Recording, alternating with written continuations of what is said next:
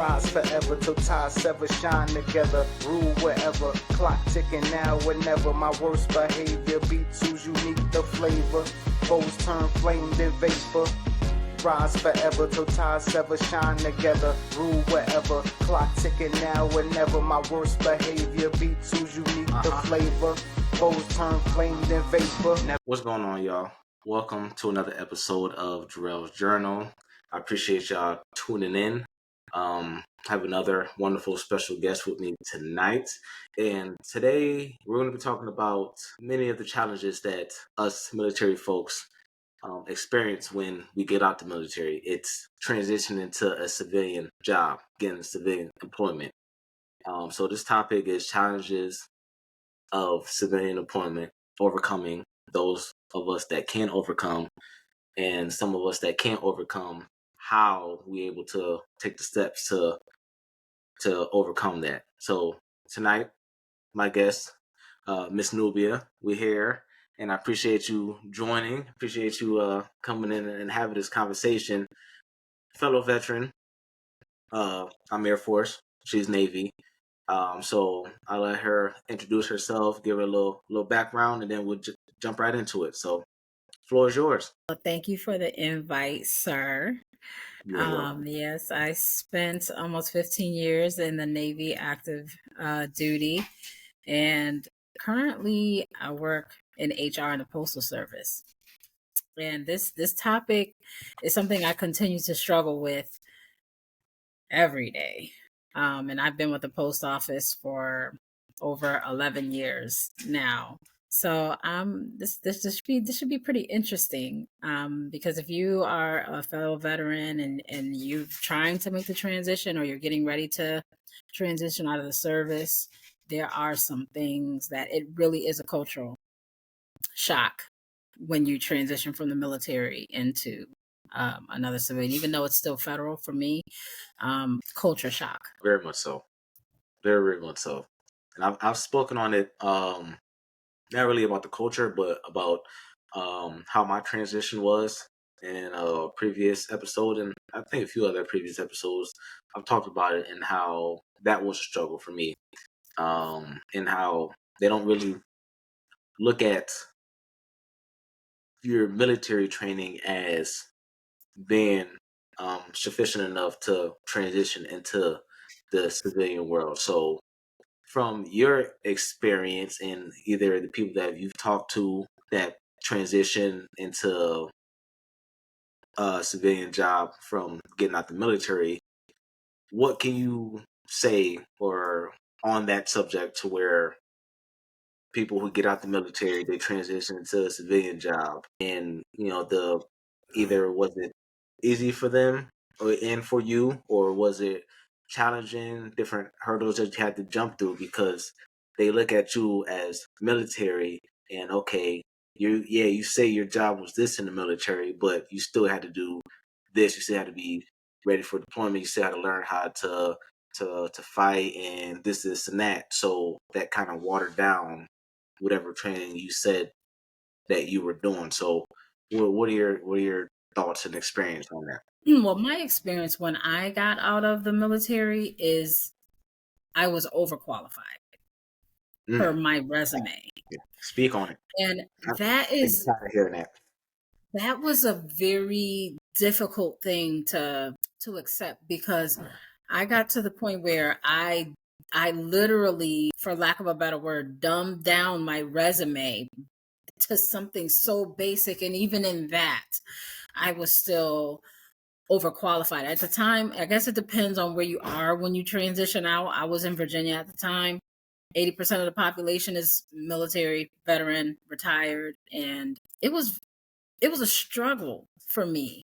I actually couldn't find a job for almost 2 years. So mine was a very challenging transition. I was still away from my hometown, and I actually ended up losing everything, because never in my life, I worked since I was 15, and to transition and to be told time and again, whether it's a management position, even going to the grocery store, I was overqualified. The shipyard, I was overqualified. And so you don't know. It was something that I was not prepared for. I thought it would have been an easy transition as a veteran, my veteran status. That was not the case. And eventually I got a job with the post office. They had a hiring freeze at the time that I got out of the military, but then they opened up in 2013.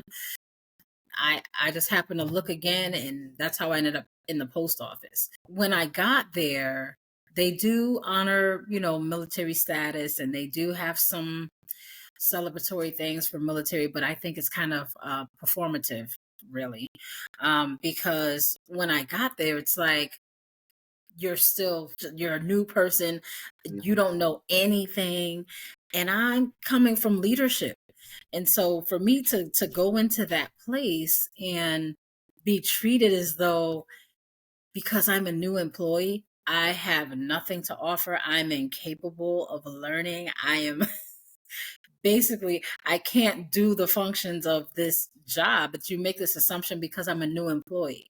First of all, I was well into, I'm not even going to say how old I was, but I was chronologically advanced when I started in the post office.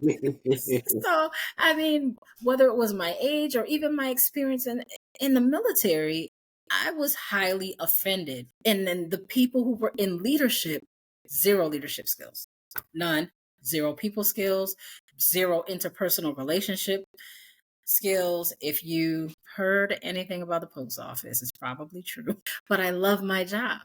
I love my job. You figure out ways to work around those challenges. Kind of like, when you're on deployment, you don't have all of the conveniences that you have stateside, and you have to find a way to manage and work through that. And that's pretty much how I went through. I had to accept that these people had zero work ethic, zero leadership abilities. And so I had to draw within myself, and I had to focus on me and what I had to do every day, and literally tune these people out, because I just believe if you do what you're supposed to do, things will naturally come to you. Now, it took a little time, but the challenge is, you come from the active duty, and you're used to discipline. You're used to people following orders. You're used to following orders. A command is given, you do so.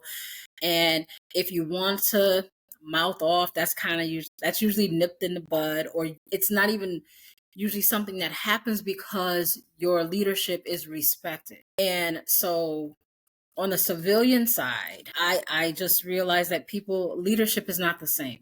Leadership is not the same. Leadership doesn't mean the same to everybody. Leadership is a privilege. You build your people, you encourage your people, you prepare them, and you set them up for success. That was not my experience, and it still is not my experience. So I'm surrounded by a bunch of people with zero work ethic. They don't come to work on time. They don't value the fact that the job is a privilege. It's not a team effort, because when somebody else doesn't do something, somebody else has to pick up the slack. There's no honor in doing what you do day to day. And it took me a while to get to, so I'm in HR, as I said, right now. And my goal is always, what can I do? So now I have an opportunity to impart my leadership abilities and my experiences from the military to include structure, to include standard. And people are resistant to that change because it looks different. And so I get labeled as challenging, unapproachable. And to me, it's ridiculous. And I say, well, the people that have a problem with me, they either don't want to work or they don't like accountability. If you don't have accountability, you're going to lack structure. And there is a lot of lack of structure that is part of that transition. And so the best thing you can do, like I said, is focus on what you can do, learn where you are to the best of your ability, continue to move. And it's not about keeping your head down, because I don't do that. I'm a very vocal person, but you have to show people that you are more than what they see you as. Mm-hmm. And then you command that with your presence and your work ethic. And so people generally leave me alone. I'm very consistent in that. But again, if you're getting ready to transition, it's going to be different for everybody. But I think across the board, as you will notice, a very large portion of the civilian sector, they lack work ethic. They don't come to work. They don't come to work on time. They don't want to work. And so it kind of makes it challenging.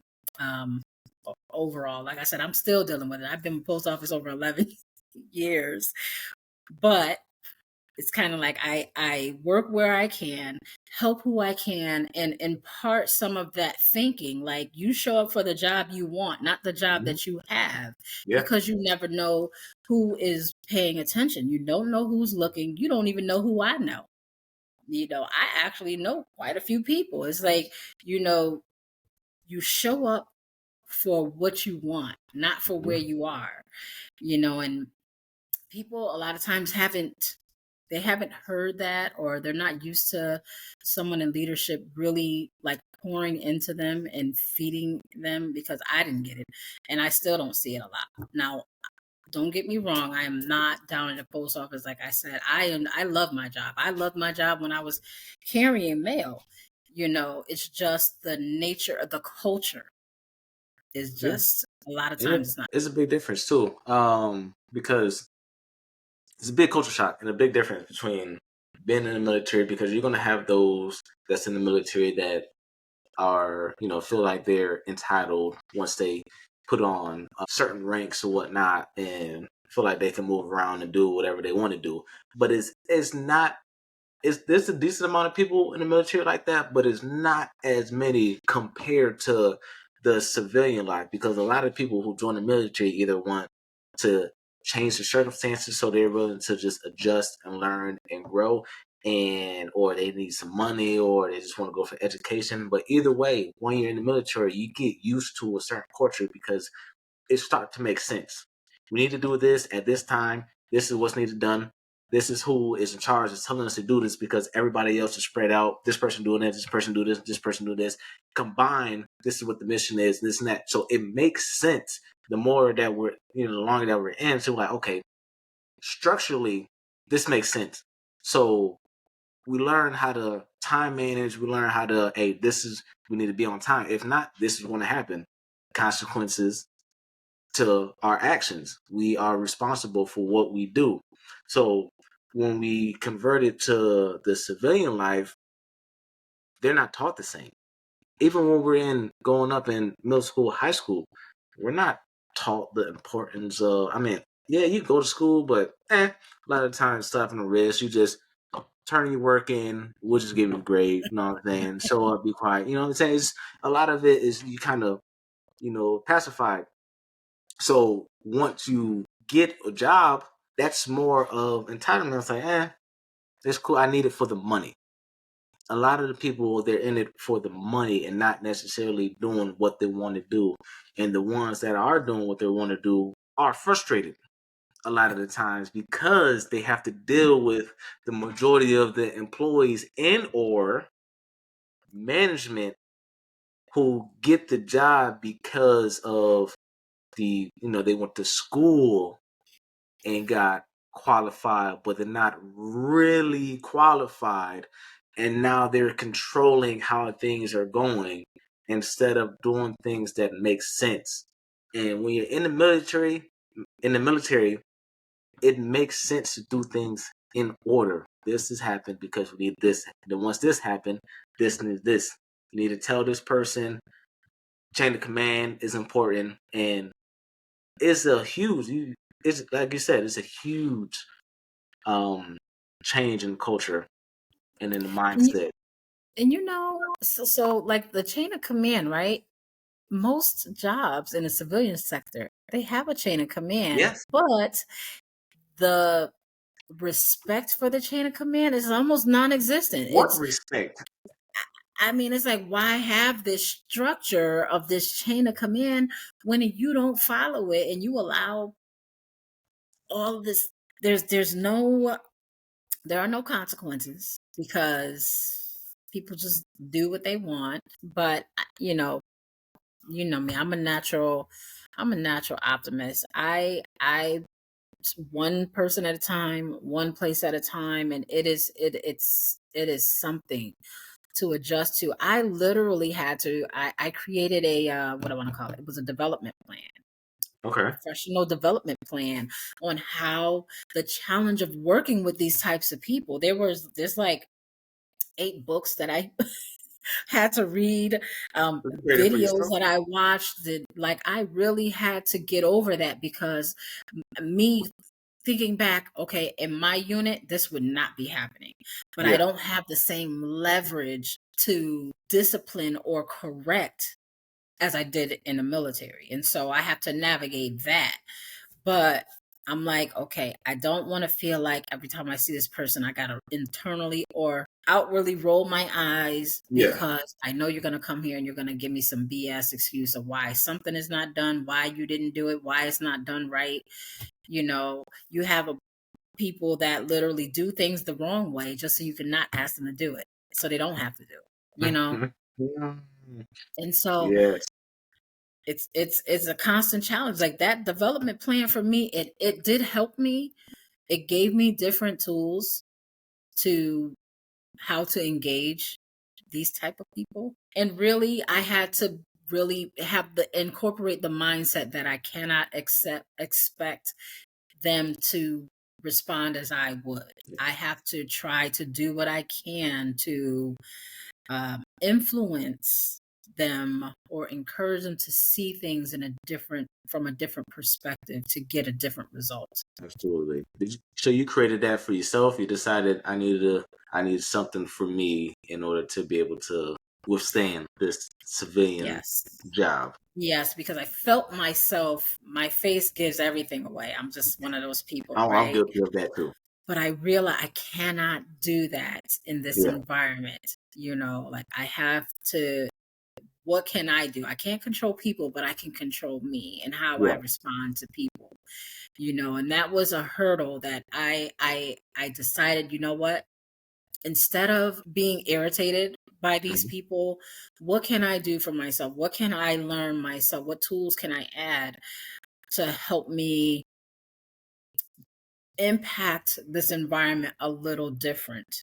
Because I'm just used to saying, this is what we're going to do. This is how we're going to do it. I need you to do this, you to do that.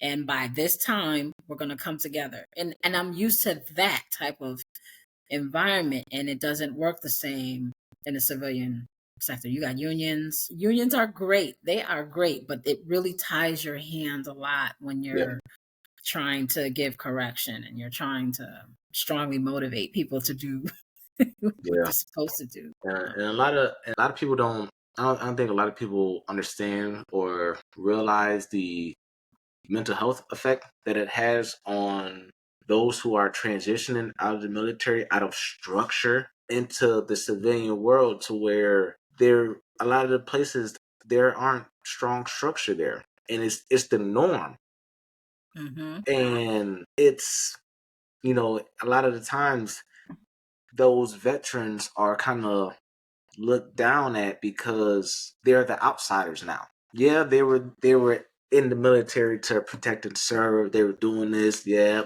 that's how the military way. But as soon as they transition into the civilian side, now it's we ain't military here. You leave that there. That's You're doing too much. yeah. Yeah, speak on it, cause I know you. I know you. I know you experience it. I know you got some friends or whatnot to experience it. Speak on that. You're doing too much. Who you trying to impress when it's basically you're just operating and what you're accustomed to from being in the military. It's like, what do you mean? I'm not a brown nose. Are you kidding me? I mean, my complexion is brown, but no, I don't get it. It's like, how are you offended? Why is it a problem that I'm doing what I'm supposed to do? When I'm supposed to do it, I do things ahead of schedule. I prioritize. I have a to-do list. And it's a problem because, see, I'm going to say this. Hmm. This is a big problem at this new position I have, right? Marianne Williamson, like in Coach Carter, Hmm. what is your deepest fear? That whole poem, right? And it's like our light and what we've learned, those structures, those systems, the work ethic that we have that have become a part of our life being in the military, I say embrace it, because what happened at my job is you have all these mediocre people who have been lifted and elevated, right? Without merit. Yes. And here comes me, and 2 weeks in, it's like I come to work on time. I stay to work day. I take lunch breaks and breaks when I'm supposed to. I produce, and you go from helping me the first few days to now you don't want to help me at all. You're Yeah. excited about my work ethic when I get there, but then now the manager's like, oh, that The is, envy well, comes how to do you seep in. know that? And Yeah. so now my presence Mm-hmm. magnifies Mm-hmm. their mediocrity. And so now they can't get away with it. And so it created a tension in the office. But Yeah. I don't care. I'm going to still do me. But it Yeah. became a problem Yeah. because and I'm just being me. Yeah. You get up, you got your uniform, you got your gig line together, Yep. you look a certain way when you Yep. present yourself, you stand up straight, you look people in the eye, all Yep. of it. All of it. Fact. Facts. Is facts. And those of you veterans who are listening or watching, y'all, I know y'all laugh because it's all facts that she's preaching right here. We've all experienced it in one point in time. And it's very unfortunate because you're just doing our job. You told us, hey, when you get hired, this is your job, this is the expectation. So when we're doing our job and fulfilling the expectation, why is there hate on? I don't understand. Is this not what I'm supposed to be doing? Like, And most people, right? And when you want to advance in the military, your work is above and beyond, because yes, when you get your eval, you don't want to be just average. no, You want to be above average. So you won't you're go gonna nowhere go if you above and average. beyond. No, But it's a problem. It is a problem in the civilian side. yeah, It's a problem. It's a problem. like That's all I can say. it's crazy and it's wild. I just to hear different stories and just experience things, for myself and whatnot. It's like I don't understand. But like you said, the best thing you can do is just focus on yourself. You ain't worry about how they feeling or what they're saying and whatnot. You were hired to do a job. You do the job to the utmost possible that you can. If you want to go above and beyond, cool, that's on you. But they gave you a job to do, you do it. You wanted to do the job. That's why you interviewed for the job and you hired. So don't let the negative people and the outside negativity impact how you perform your job. That's what you wanted to do. Whether it's I just need to do this temporarily or this is really what I want to do, you do whatever job you get hired to the best of your ability every single time. It's going to take you places. Even if you're there temporarily, it's going to take you places because other people are going to see that. There's people watching all the time. You don't even know that. There's people watching all the time. So one way to overcome that is to just, hey, you told me to do this, I'm gonna do that. And you need help with this? All right, cool. I got time, so I can help you with this and that. But you know what I'm saying? Don't stretch yourself thin though. I wouldn't recommend that. Do what you can within your means. How you was able to do that in the military, same as civilian. Do within your means and speak. But the one thing that is lacked in the civilian world is, a lot of I guess it depends on the job, but a lot of like the blue collar jobs or whatnot is like the professional networks and the being able to the transition and to connect with those who are going through, similar things with you within the job because a lot of the people are civilians. They have no experience, no knowledge of what it was or what it is to be in the military outside of, well, my cousin was in the military, my brother was in the military, whatnot.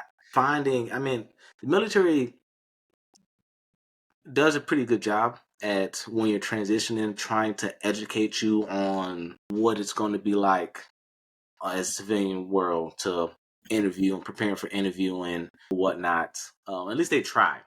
From when I got out, you know, Air Force is different than the other branches, but when I got out, you go through 2-week process. I think the Army is a little bit more in depth. I'm not sure how the Navy is, but it's still, once you're out, they don't really point you to a connect to these people. Once you get out, connect to them and continue to work on them. Work with them once you get out, so they prepare you to be able to help you transition. There's not really that many networks that help you, because once you're out, you're out. You just like, what do I do? I ain't got no insurance. I ain't got no job. If I didn't line it up to where I could get a job right after, and you just lost, you out there like a newborn. So like, what do you do? Well, the Navy, they do have, I'm sure they still have it. They probably call it something different now. It's the transition assistance program when you're out processing Yeah, I and know all of each those branch things. is different. But it's kind of like Yeah, the interview, we interview great. But then when we yeah. get to the job, it's like the people that are here don't reflect the questions that I was asked in my interview. So, Mm, you know, what I mm. expected from the job description and the questions asked in the interview is not reflected in your current employees. And so it's like, what was this is performative, it's all performative. And I am use the word old loosely.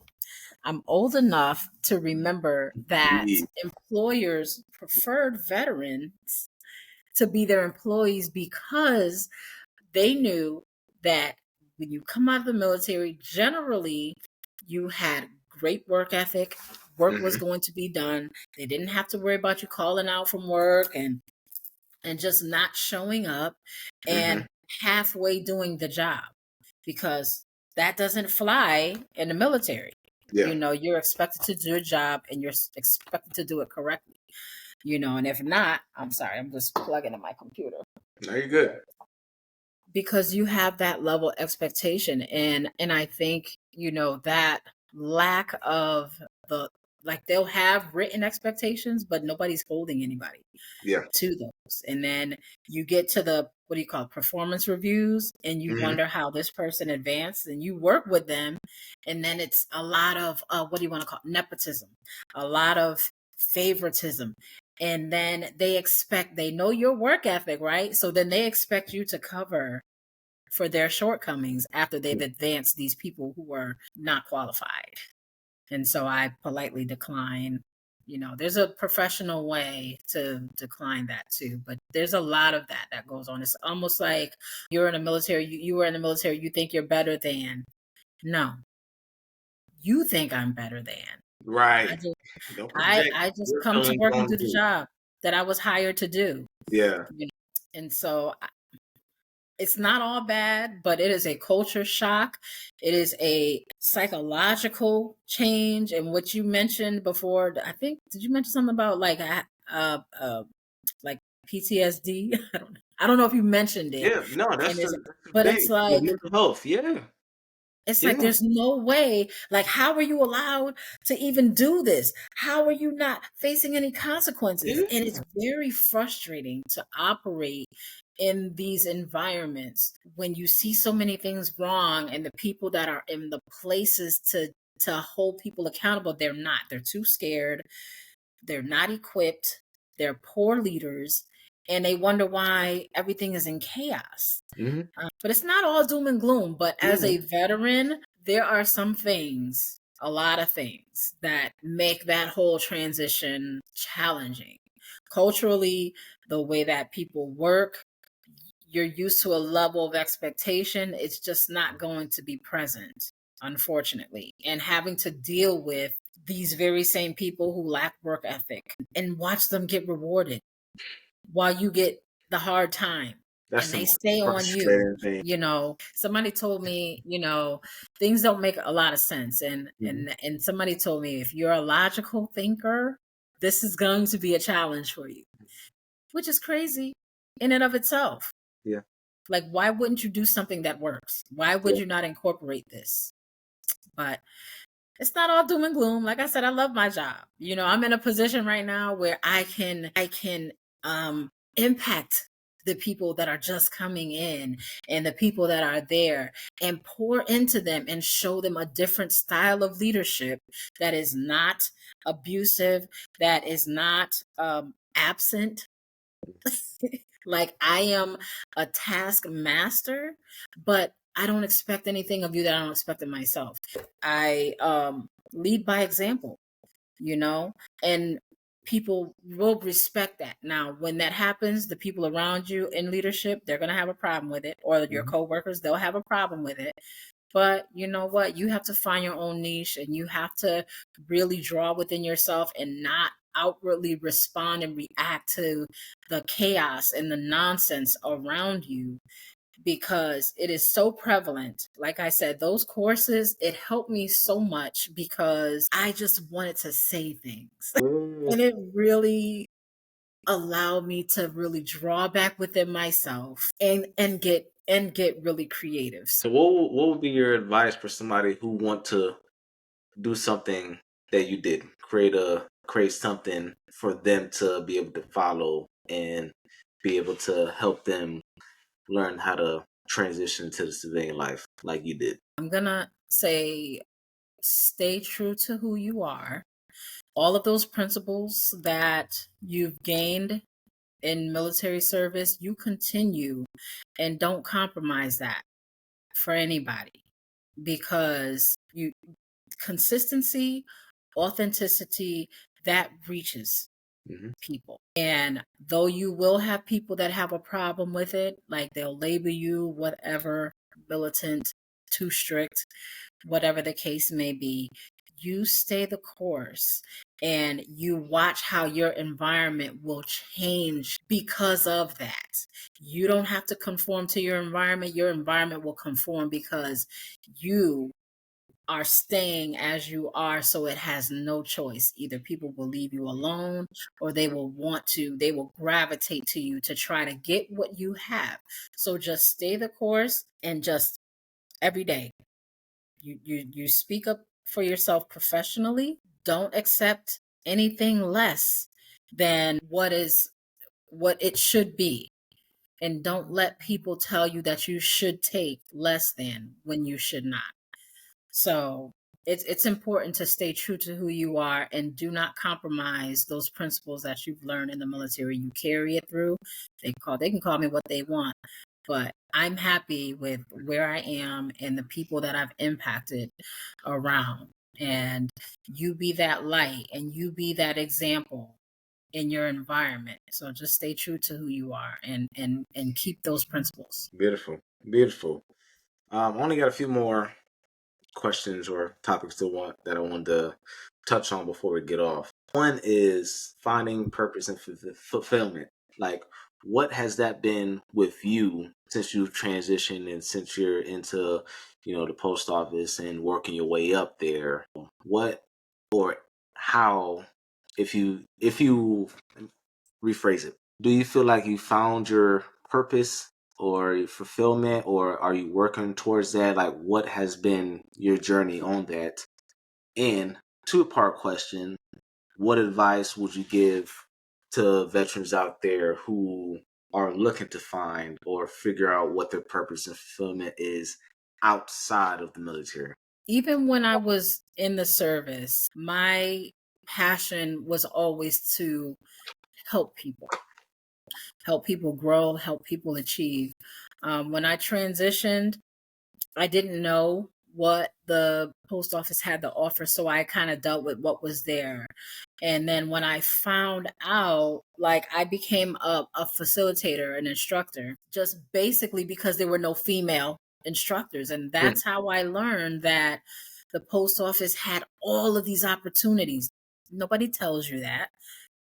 You just stay where you are, and we're not going to tell you, but select few people, And when I tried to get there in Virginia, and they did everything they could to not give it to me. Mm. And I said, that's okay. I'll get there one day. I think can you hear me? Yeah, no, you're still good. I don't know what happened. I froze up a little bit, but you're still good. Huh? Oh, okay. But I just said I would get there someday, and I had to move back home for that to happen. But my goal was, even in what I was able to, where I was in that capacity in Virginia, new people. I learned the contract, because one thing about the military is everything has instructions and how things are supposed to go, and you learn those, and your journey is a bit different when you understand that. And so in the post office, you have these contracts. I learned the contracts, and I imparted that knowledge to give people that so they can be a little more confident when they go to work. When I moved back home, my goal was to get into the department that touches as many new people as possible. Because again, my ultimate goal is to empower people through educating them and giving them information. That is what my goal always is. And so when I got here, is that you? No. So, oh, sorry. So when I got there, it's like people had things to say, like, you're doing too much. Why do you care? But the post office is the second largest employer next to the military, right? Every new employee, every last one of them, they have my email address, they have my phone number, because when they get out into the field, they know that there's somebody that is on their side that is going to help guide them, whether it's contractual, whether it's encouraging them, whether it's how to stand up to them, to people that are trying to abuse them. I lend myself to as many people as possible. And that's something that I took on myself because I knew enough about my environment that people are not so ready to help. Yes, it's a big challenge, but to see somebody that is discouraged now because they have the words, the contractual language to stand up for themselves without being combative. That is the key. I don't match energy. I don't do that because it's easy to insubordination is a very quick way to get out, to get put Well, yeah. out, and so I invest in them. I impart everything that I know as much as I can on these people to help and hopefully to shape a better workforce that has a different mindset. And so for those of you who are trying to figure out what it is that you want when you transition into your civilian job, it's really about what moves you, what motivates you to go there every day. I don't do a job because I get paid. I mean, that's not my motivation to go to work. My motivation to go to work is to help as many people and to reach as many people as I can. So, I mean, you can brainstorm, you can what do you call it? Like with your friends. Ask your friends, what are those things about you that draw them to you? Like, why are they like, okay, what is it about me that makes you want to be around me, that keeps you here in my life? And their answers can kind of help guide you into seeing you don't even know the impact you have. It can be your smile, it can be compassionate, it can be because you're approachable, and then you maximize those things. And so when I said earlier, you stay in that lane and you still walk in what you've learned from the military, and then you moving through your new transition in your civilian job purpose. And then, like I said, your environment will change. It won't be overnight, but it will change. You'll have doubters because they're not accustomed to that. So if you don't know what it is that you can do and how you can impart and impact your environment, reach out to Coach Jarrell. Conversations with people, see what it is about you that draws people to you, and learn that about yourself if you have no clue already. And then you capitalize on that and you move in that. It'd be like, oh, I thought me. You can change somebody's life in the workplace because we spend most of our time at work, right? Absolutely. Absolutely. What last question before we get out of here is, from your knowledge, what resources or where can you point those who are transitioning or those who are already out but are struggling to find a job? Where can they search and go and find something that is veteran friendly, military friendly, that would be beneficial for them to go to? You probably already heard about USA Jobs. It's not the most user-friendly place, but that is the main page for federal hiring. jobs, prior military service, security clearance. Put that Indeed. You have to for Indeed, you have to add filters to get the most recent jobs. But any security clearances, any certifications you have, great database. A lot of jobs are work from home. I'm working on that in the post office. Military One Source is a good one. Military One Source, Military One Stop. I think it's One Stop. That's what it's called. Even your city jobs are good Jobs to apply are for. you pull up, you can Google Yep. the name of your city, the jobs there, because actually that's a good thing, Gerald, because the city jobs are not posted generally like No, on Indeed. You would have to literally no, they're type in not. the city Yep. and type in careers. Like Yep. I'm in Connecticut, so I would type up City of Hartford jobs, City of Yep. Hartford careers, and it will take you to the city website, or the is it the Department of Unemployment. They have a job bank as well. What state or commonwealth you're in, but Connecticut does have a job bank, where you can go into that as well. .com. Indeed does have actual positions that you can literally apply to, and it's not just this random jobs. The only thing about USA Jobs is the process to apply. The application Mhm. process is a little taxing, but if you invest the time, you only have to do it once, because your resume for USA Job has to be filled out a certain way. Time, only thing you got to do is go in there and make minor adjustments depending on what job it is that you're hiring for. You can use your veterans. The usually have a department that helps people find jobs as well. They have hours, but They have like coaches, career advisors. advisors, Yep. to the DAV as a resource to see what jobs are available that they only want, veterans, or not really, I don't know about the VFW, but the VA office where you are, and that can be within the VA hospital. There's usually a Yep. floor, the fourth floor, and you can talk about job placement, what options you have. So there are quite a few resources, and the VA is a good resource for a whole lot of things. The VA itself, Yeah. so that possible, because it's not talked about.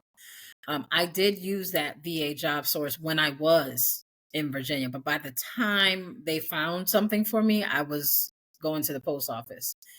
I was moving to the post office. If you're in Virginia, they don't pay a lot of money. So the post office was it for me, because what they were paying. Otherwise, kind of struggle in Virginia for jobs wise. But that was a resource, and I went there every week. They pulled up jobs. They help you apply. So use your VA resources, because as veterans, it's the gift that keeps on giving. You know, um, Yep. so many ways. Even if you just do a Google search for veterans, veteran jobs fairs. Well, in Connecticut they do. It They might have it be a here in South state to Carolina state too. thing, and so it Yeah. may call for you to get creative. I mean, we all have phones. Sometimes when you apply on a phone, it may not go all the way through, because of technology, and your phone or your tablet doesn't allow you to access all of the applications within. So you may have to do it on a laptop, but you can at least use your phone to kind of Google what veteran resources are in your state, because there are plenty. Any Homeland Security, TSA, Yeah. flight attendant, meant to do so, but those jobs like that are very veteran friendly. So, and again, if you have a security clearance, capitalize on that. Capitalize on that, because Indeed, you can type that in. I think that is one of the filters, security clearance, and if it's still active, because it's not an easy thing to get. You have it in the military, it's not so easy on in the civilian side to do the process. So if you have it already, capitalize on that, and then you get the bang for your buck. Use your resources. The VA should be a natural go-to resources for veterans. There's veteran groups on Facebook. I think I follow maybe 5 or 6.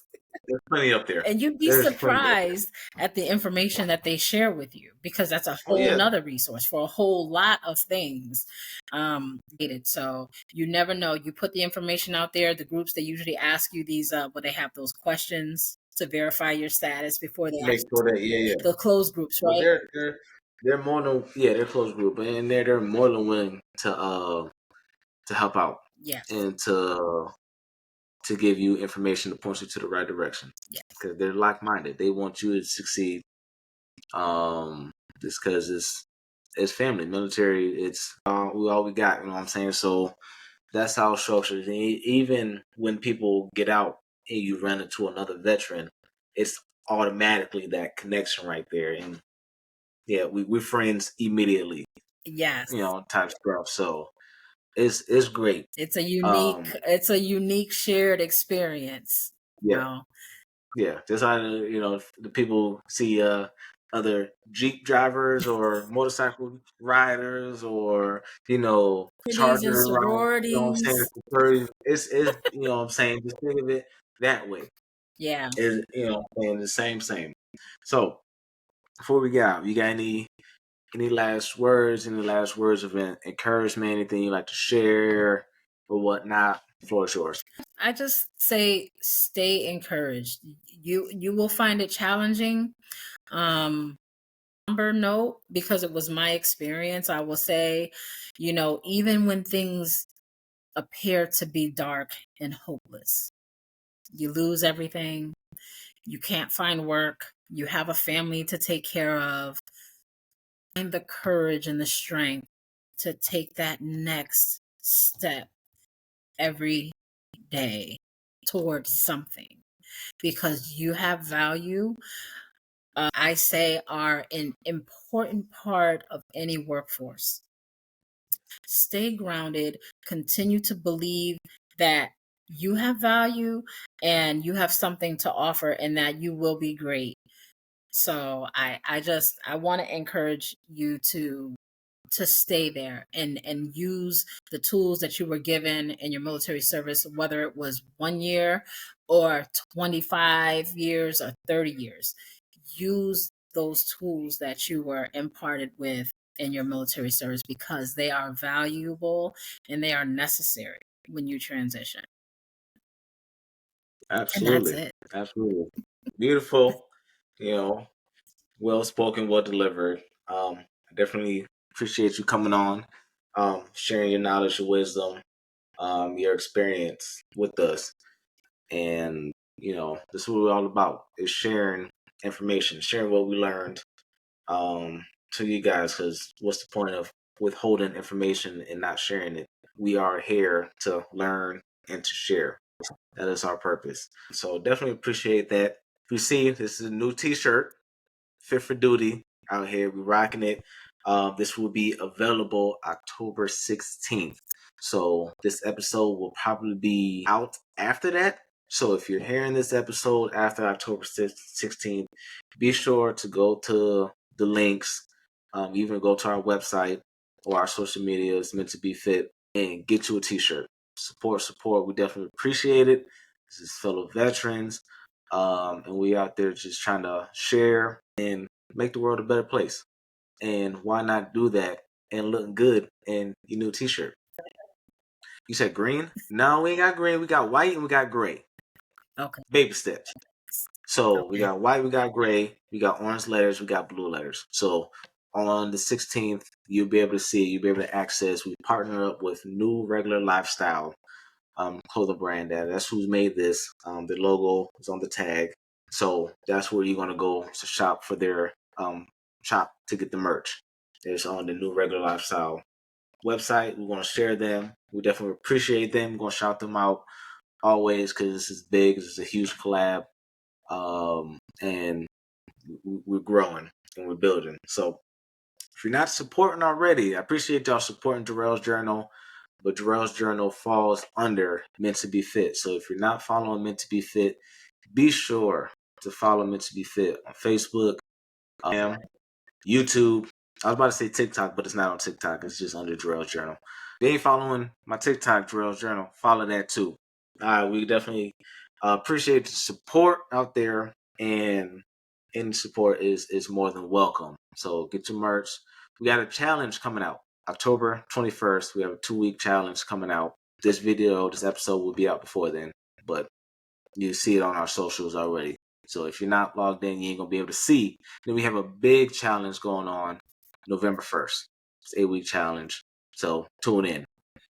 So subscribe, like, share, especially to fellow veterans out there who needs to hear this information and who is in the midst of struggling with what we're talking about with transitioning, or about to hit that transition and are a little nervous, scared, and don't know what to expect. They need to hear this conversation from other fellow veterans, and not just just civilians out there who don't know the experience that we go through and what we've done in the military and whatnot. So definitely appreciate it. Episode a little longer than usual, but it was all good information, much necessary information. So I appreciate you, Miss Nubia. I appreciate the listeners. I appreciate the followers. And that's a wrap. So appreciate y'all tuning in. Like, subscribe, share. And until next time. Peace.